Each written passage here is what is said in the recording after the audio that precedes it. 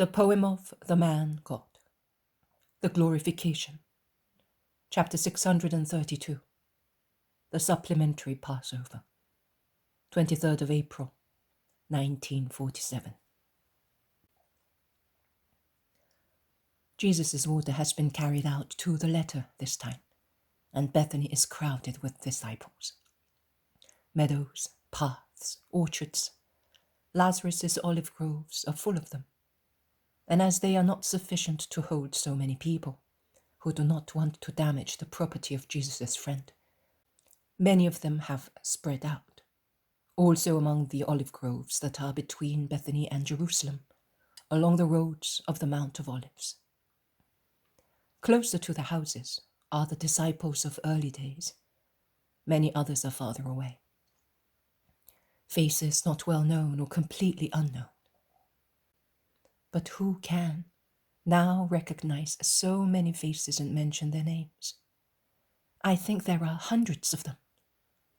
Now and again, in the medley, a face or a name reminds me of faces seen among those helped and converted by Jesus, even at the last hour. But it is beyond my capability to remember so many faces and names, and to recognize them all. It would be the same as if one expected me to recognize who was among the people that crowded the streets in Jerusalem on Palm Sunday or on Good Friday, or covered Calvary with a carpet of faces, most of which were drawn with hatred. The apostles go in and out from Simon's house, moving around the people to keep them quiet or to reply to their questions. Also, Lazarus and Maximinus help them. At the upper floor balcony windows of Simon's house, one can see all the faces of the women disciples appear and disappear. Grey-haired or brown-haired heads, among which shine the fair-haired heads of Mary of Lazarus and of Aurea. Now and again, one comes out, looks, and withdraws. They are all there. Really, all of them. The young ones and the old ones, also those who had never come, such as Sarah of Aphek. On the terrace, many children are playing, those gathered by Sarah, the grandchildren of Anne of Merom. Mary and Matthias, the little boy Shalom, who was crippled and was the grandchild of Nahum, and who is now happy and healthy, and some more. A flock of happy little birds, watched over by Marciam and by other young disciples, such as the little shepherd of Enon and Jair of Pella. Among the children I now see also the little boy of Sidon, who was blind. It is obvious that he was brought by his father. The sun is beginning to set in a very bright, clear sky. Peter consults with Lazarus and with his companions. I think that it is better to dismiss the people. What do you say? He will not come today either, and many of these people have to consume the little Passover this evening, says Peter. Yes, it is better to dismiss them. Perhaps the Lord has wisely decided not to come today. All those of the temple have gathered in Jerusalem. I do not know how they heard that he was coming, and says Lazarus. And even so, what can they do to him anymore? Says Thaddeus vehemently. You are forgetting that they are they, and these words of mine say everything. Even if they can do him no harm, they can do a lot of harm to these people who have come to worship him. And the Lord does not want to damage his believers. And then, do you think that they, blinded by their sin and their thought, which is always the same one, among the contrasting ideas in their heads, do not also have the idea that the Lord has risen? That is, that he never died, and he came out from there like one who awakes by himself, or with the complicity of many. You do not know what wild confusion of thoughts, what entanglement, what storm of suppositions is in their minds. They have created it all in order not to admit the truth.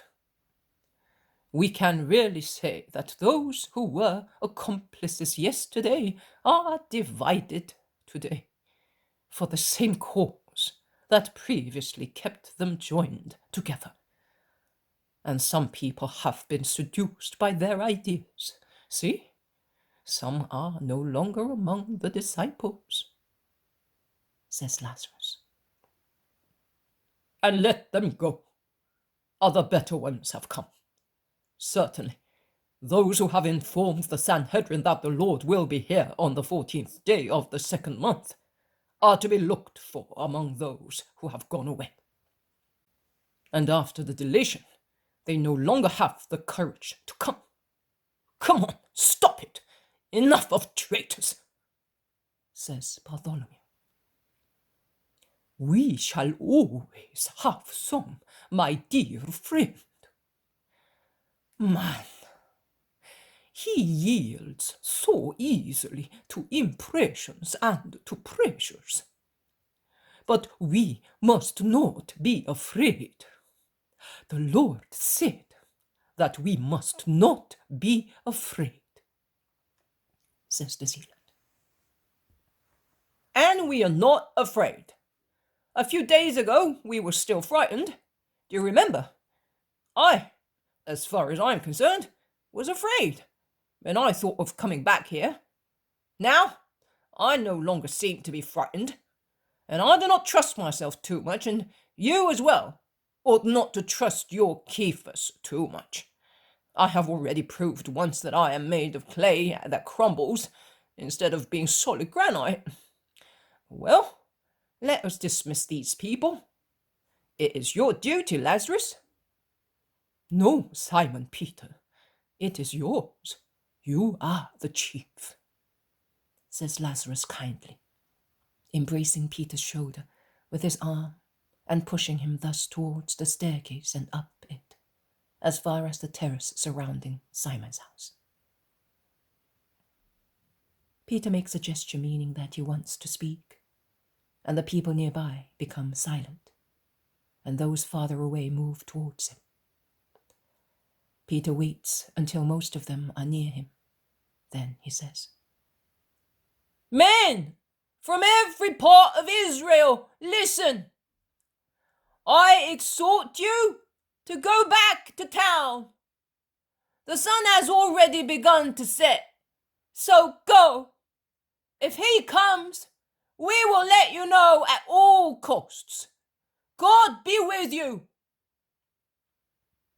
He withdraws, going into an airy room where, around the Blessed Virgin, there are all the more faithful women disciples, and also the other women who loved the Lord as their master, although they never followed him on his pilgrimages. And Peter goes and sits in a corner, looking at Mary, who smiles at him. The people outside slowly part into two groups, that of those who remain and that of those who go back to town. Voices of adults calling the children, the shrill voices of children replying to them. Then the buzzing noise subsides. And now, says Peter, we will go as well. Father, but the Lord said that he would come. I know, but as you can see, he has not come, and this is the day he prescribed. Yes, and my brother has already prepared everything for you, and here is Mark of Jonas, who has come to take you there and open the gates to you. But I am coming as well. We are all coming. Lazarus has provided for everybody, says Mary of Magdala. And where can we consume the supper with so many people? Gethsemane itself will be the supper room. Inside the house, the room for those who Jesus said. Outside, near the house, the tables for the others. That is what he wanted. Who? Lazarus? The Lord. The Lord? But when did he come? He came. What does it matter to you when? He came and he spoke to Lazarus. I think that he will come, and even more, that he has come to each of us, even if none of us say so, keeping that joy as his dearest pearl, that he is even afraid to show, fearing it may lose its most beautiful light, the secrets of the King, says Bartholomew, and he looks at the group of the virgin disciples, whose faces blush as if the beams of the setting sun set them aflame. But it is a spiritual flame of intense joy that lights them. Mary, the Virgin of the Virgins, all white in her linen dress, a lily dressed in white, lowers her head smiling without speaking. How much she resembles at this moment the young Virgin of the Annunciation. Certainly, he will not leave us all alone, even if he does not appear visibly. I say that it is he who puts certain thoughts in my poor heart, and even more in my poor mind, admits Matthew. The others do not speak. They look at one another while they put on their mantles, scrutinizing one another. But the very care with which some cover their faces, as much as possible, to keep concealed the wave of spiritual joy enlivened by the recollection of the divine secret meetings, reveal them as the most favored ones. Well, say so, exclaimed the others. We are not jealous. We are not so intrusive as to want to know, but we shall be comforted by the hope that we shall not be deprived of his sight for good. Remember the words of Raphael to Tobias. It is certainly right to keep the secret of the King, but it is more honourable to reveal and publish the works of God. The angel of God is right. Keep the secret of the words he has given you, but disclose his continuous love for us. James of Alphaeus looks at Mary, as if he wished to be enlightened by her, and realizing by her smile that she agrees, he says, It is true. I have seen the Lord. Nothing else. And he is the only one to say so. The other two, who have covered themselves carefully, do not utter one word. They all go out, and in groups. The 11 ahead, then Lazarus with his sisters, and the women disciples around Mary. Last, the shepherds and many of the 72 disciples.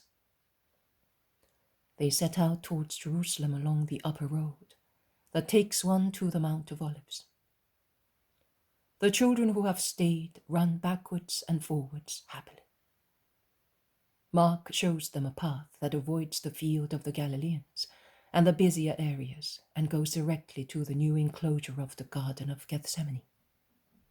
He opens, lets them pass, and closes. Many disciples whisper to one another, and some go to ask the apostles, and John in particular, questions. But they make a gesture to wait, as it is not yet time to do what they ask, and they all remain quiet. How much peace in the vast olive grove, still kissed by the last sunbeams in the upper part, whereas the lower ones are already in the shade. A light rustling of the wind among the silver-green leaves and the cheerful chirping of birds greeting the dying day. Here is the little house of the keeper. On the terrace, which is its roof, Lazarus has had a number of tents put up, so that the terrace has changed into an aerial supper room for the disciples who were not able to consume the Passover the previous month. Downstairs, on the very clean threshing floor, there are more tables. In the house, in the best room, is the table for the women disciples. The roasted lamb, lettuce, unleavened bread, and the reddish sauce are brought to the various tables of those who have not celebrated the Passover, and the ritual chalice is placed on the tables. But on the table of the women there is no chalice, but as many cups as the people sitting at the table. The women were obviously exempted from that part of the ceremony. On the table of those who have consumed the Passover at the proper time, there is the lamb, but there is no unleavened bread and no lettuce with reddish sauce. Lazarus and Maximinus supervise everything, and Lazarus bends over Peter to tell him something that makes the chief apostle shake his head violently in obstinate denial. And yet it is your duty, says Philip, who is beside him. But Peter points at James of Alphaeus. It is his duty. While they are discussing so, the Lord appears at the beginning of the threshing floor and says, greeting, Peace to you. They all stand up, and the noise warns the women of what is happening. They are on the point of going out, but Jesus enters the house, greeting them as well. Mary says, Son, and she worships him more deeply than the others, teaching them by such a gesture that no matter how Jesus may be a friend, such a friend and relative as to be even her son, he is always God, and is to be worshipped as God. Always worshipped with an adoring spirit, even if his love for us is so full as to urge him to give himself with full confidence as our brother and spouse. Peace to you, mother. Sit down and eat. I am going upstairs where Marciam is awaiting his reward. He goes out to climb the little staircase and he calls in a loud voice, Simon Peter and James of Alphaeus, come.